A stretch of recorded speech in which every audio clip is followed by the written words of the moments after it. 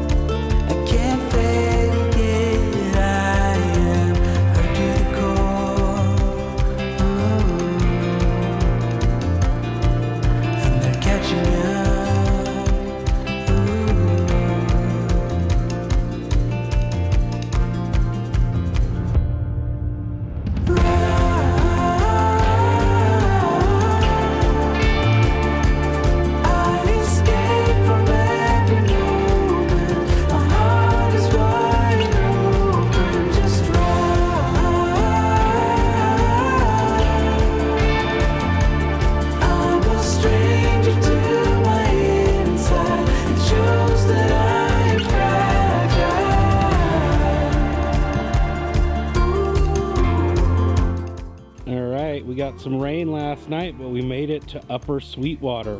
These spots are humongous. Holy cow. This is what they call developed BLM land. So it's kind of like Williams Hill. You can go check out our video to Williams Hill up above, but it has this kind of concrete pad with a little covered patio, picnic table, tons of space. I've got a 33-foot travel trailer, but you could easily fit like a 45-foot fiver with a fifth wheel and your side-by-side and all that stuff. The spots are absolutely massive. It's not quite boondocking because you've got spots all around. Again, this is developed, but there's a little toilet with a long drop, no running water. You got another spot down the hill. You can see that white van down there. And then you've got another spot across from that right down there. Overall, though, they're spaced out really well. Still have a ton of privacy and room to spread out. We're in spot 2, which is one of the ones that's better for a trailer or a fifth wheel.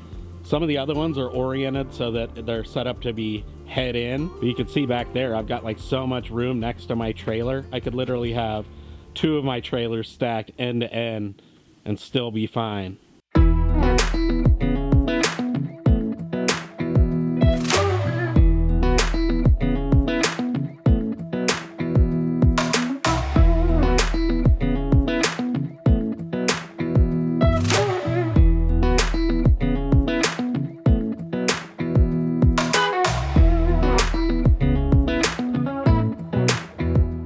The spots themselves are pretty level, but we did have to block up our passenger side about 2 blocks. Each spot has a fire pit, and we're here at the end of 2019, New Year's Eve, and the fire restrictions are lifted. Super nice pergola with a pad, concrete pad, every site. But just really nice and big and covered patio with a picnic table, lots and lots of space, huge seating area out around the fire. So spots are fun if you just want to have a fun, chill weekend drinking beers with friends or sodas or whatever. All right, we're just starting out 3rd day here. Where are we? Upper Sweetwater. Yeah, this place is awesome. We're gonna make the Mountain Man breakfast. You can check out our video on how to do that below. It's the bomb. Everybody boogied out of here this morning at like 6:30, so we literally have this whole place to ourselves. So even though this is more like dry camping and not true boondocking with nobody else here, it really is like boondocking. So perfect way to just relax, chill, play some games, drive that old golf cart, and just get that quality family time in. And here's that mountain man that we just finished up, by the way. The bomb. Go check out that video. This is the best breakfast. Who's pumped?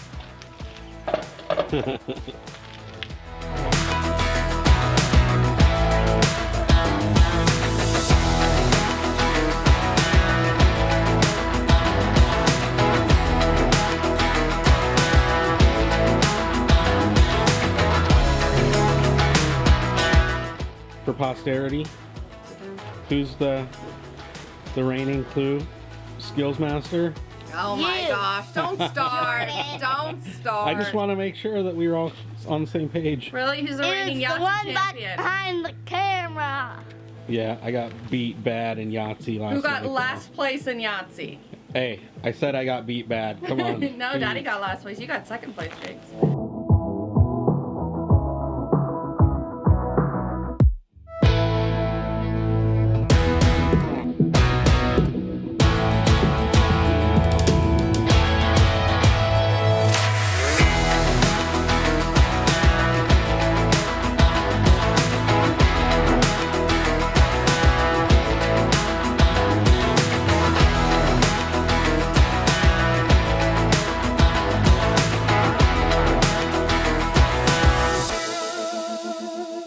Sadie hasn't been as gung-ho as Jake's to learn how to drive the golf cart, but we're making her get her hours in too. Did you drive all the way up that big old hill? She did. Are you feeling more confident now? Yeah. Good. You want to come with? This one is spot 1, and so if you backed a trailer in there, your door would obviously be on the wrong side. So that would be a good one for a Class A or a Class C. I would say in total, out of the 6, probably 3 are good for backing in with a trailer, and then about 3 are motorhome.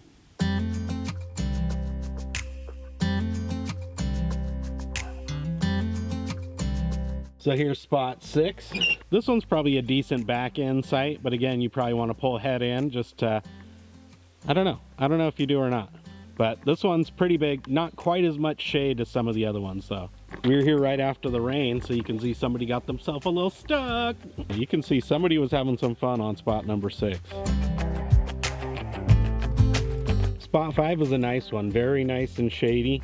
It's even got like a little upper platform. I saw some folks with their tents set up top up there, but this one wasn't going to work for us to pull head into, and I feel like if I would have backed in, it just wasn't going to work. But 5 is another really nice one. Lots of shade, good fire pit. Spot number 4 here is a good one. This one was occupied when we got here, but it's got some nice shade. It's really long and deep. You could actually back into this one and then just, you know, use this stuff out here as your living area. So, but this one's nice and private. There's nobody really anywhere around number 4. This is a nice one.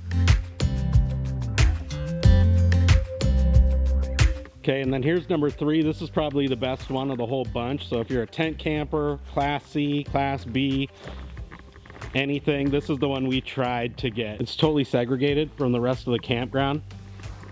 Let me see if I can't fix these highlights. So there's spot 4 over there that we just talked about being a good one, and then there's us way up there. So at 3, you're really all by yourself. You got a nice little fire pit area next to the awning, and just a nice shady spot overall. We didn't want to back into this one, obviously, because then our door would have been up against these bushes over here. It has this nice big turnaround area though, so when I first came in, I tried to back down there and then pull head in into number 3 over here. But unfortunately, I needed to be able to offload my golf cart and do all that stuff, and so by the time I got pulled in to basically right around there, my trailer was still hanging out like somewhere out here. So this one's not the best for us, but I think probably the best one in the campground if you're just looking to chill and do your own thing. One of the cool things about spot 2, but I've seen this everywhere for most of the spots, is that there's just a ton of like these super nice oaks to get a lot of good shade. We haven't even had to use our awning. Yeah, overall just super pumped on the spots themselves. When we rolled in, I was like, oh my gosh, they're huge, and a lot of room for dogs and kids and bikes and toys and all that stuff. It's definitely not full boondocking for sure, but nice to just be out dry camping. You feel like you're out in the middle of nowhere, and the spots are huge. And compared to some of those campgrounds, you spend, you know, 80, 90, 100 bucks or more to be like crammed in next to everybody like sardines for free. This is pretty legit. One cool thing about this place is there's no pet restrictions, so we could bring the puppies. We brought all the mutts with us. One's just still inside sleeping. For us, pretty rare to be able to bring all 3 dogs. That's why we want to do a lot more boondocking. Some of us are appreciating the nature more than others.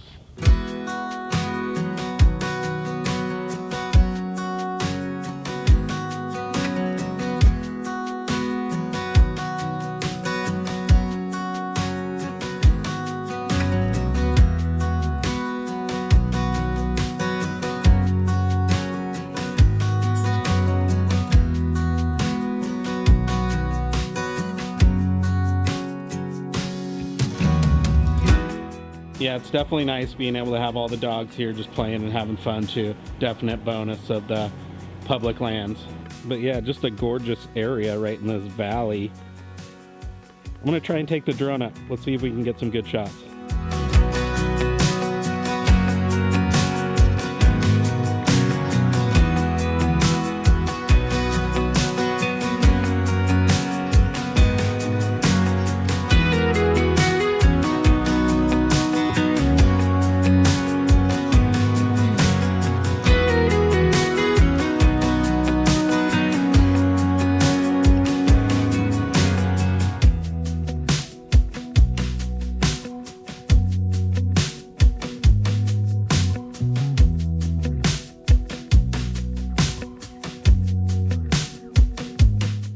But the scenery out here is just epic. The whole drive out was so cool. It goes from like those oak studded green rolling hills to like more foresty type stuff that we have here, and it's just super peaceful. We got a little map / information station, and the ranger actually does come and fill that up.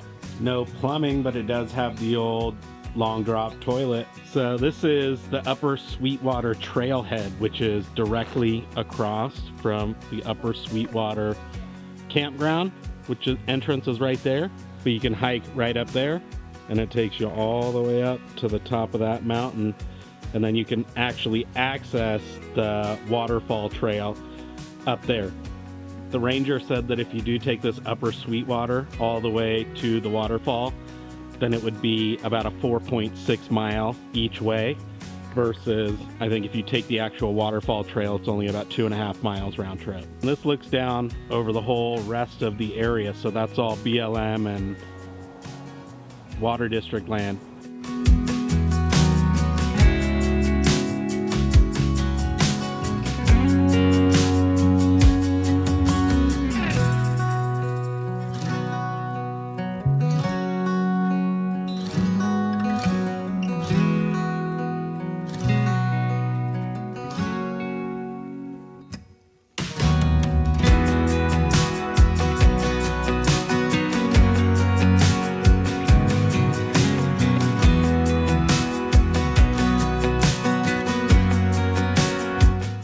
We're putting some break-in hours on our new present to each other for Christmas. We bit the bullet and got the Harbor Freight generator. It's actually pretty quiet. You can barely hear it on the other side of the trailer. But yeah, we figured winter camping is a good time to break it in because we're not putting that big of a load on it. I got a bunch of camera stuff, charging and phones and stuff like that. It's only pulling about 500 watts out of it. So yeah, it's a good way to get through your first 8 hours before the oil change. Meanwhile, my dogs are escaping. Dogs, come back. Nymeria. Maester, come. Come on back. Come on back to camp. There we go. So here I am across the street, and you can barely hear the generator. It's definitely not too obnoxious. I'm sure there's more quiet ones, but we got that one for $6.89, so we figured, what the heck. It's only our 3rd day in, so I'm still at 2/3 battery. I didn't even really need to charge, but I figured we need to charge a bunch of camera stuff, and just to get through the break-in hours, might as well top up that battery bank real quick. And look at how awesome my sign looks right out in front of camp. Still the best Father's Day present ever. So yeah, this one was a really cool one. A lot of nice spots, barely anybody here. It did rain the first night we were here, but other than that, weather was bomb. Even in the middle of winter, it was got a little cold at night, but not below freezing. Bring a lot of propane because we were running that heater at night for sure. But no, the road's paved all the way in, which is a bonus. Super easy to get here. You can watch my Williams Hill video up there or wherever it comes up. But that one was a little bit more sketch to get there. It was actually a piece of cake, but this one's super easy because it's a paved road right up to the thing. So yeah, if you're looking for one that's just like out in nature with a lot of hiking trails, hunting, fishing, mountain biking, all that stuff, I think this one is definitely for you. It's free, so how do you beat that? And yeah, just absolutely gorgeous. We got a chance to wind down, relax, and that's what boondocking and dry camping is all about for us. So we'll go ahead and leave it there. We are headed out tomorrow back to San Lorenzo, and we made a video of San Lorenzo, so if you want to check that one out, but it's just right outside King City. It's affordable, so we're going to go through there and dump and get our trailer all tidied up and put away for the next big one. So yeah, thank you so much for watching. It's good to be back in 2020. We look forward to a lot more adventures this year, and we got a lot of cool stuff planned. So make sure to click that subscribe, give the video a thumbs up, and we'll see you on the next adventure.